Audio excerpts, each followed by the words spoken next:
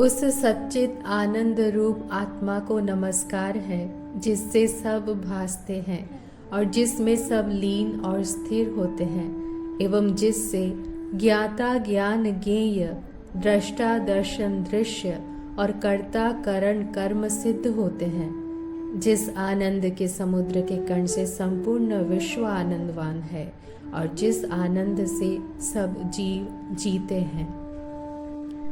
अगस्त्य जी के शिष्य सुतीक्ष्ण के मन में एक संशय उत्पन्न हुआ। तब वह उसके निवृत्त करने के अर्थ अगस्त्य मुनि के आश्रम में जाकर विधि संयुक्त प्रणाम करके स्थित हुआ और नम्रता पूर्वक प्रश्न किया कि हे भगवान, आप सर्व तत्वज्ञ और सर्व शास्त्रों के ज्ञाता हो।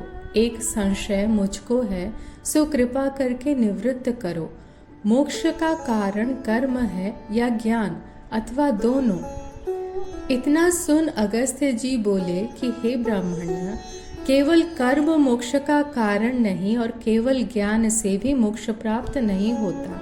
मोक्ष की प्राप्ति दोनों से ही होती है।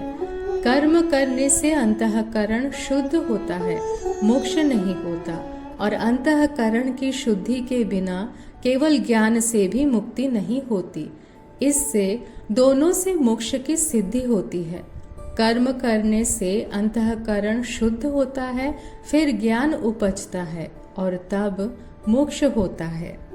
जैसे दोनों पंखों से पक्षी आकाश मार्ग में सुख से उड़ता है, वैसे ही कर्म और ज्ञान दोनों से मोक्ष की प्राप्ति होती है। हे ब्रह्मण्य, इसी आशय के अनुसार एक पुरातन इतिहास है, वह तुम सुनो। अग्निवेश का पुत्र कारण नाम ब्राह्मण गुरु के निकट जा 6 अंगों सहित 4 वेद अध्ययन करके गृह में आया और कर्म से रहित होकर तुष्णि हो स्थित रहा, अर्थात संशय युक्त हो कर्मों से रहित हुआ। तब उसके पिता ने देखा कि यह कर्मों से रहित हो गया है, तो उससे कहा कि हे पुत्र, तुम कर्म क्यों नहीं करते? तुम कर्म के न करने से सिद्धता को कैसे प्राप्त होगे? जिस कारण तुम कर्म से रहित हुए हो वह कारण कहो। कारण बोला, हे पिता, मुझको एक संशय उत्पन्न हुआ है, इसलिए कर्म से निवृत्त हुआ हूँ।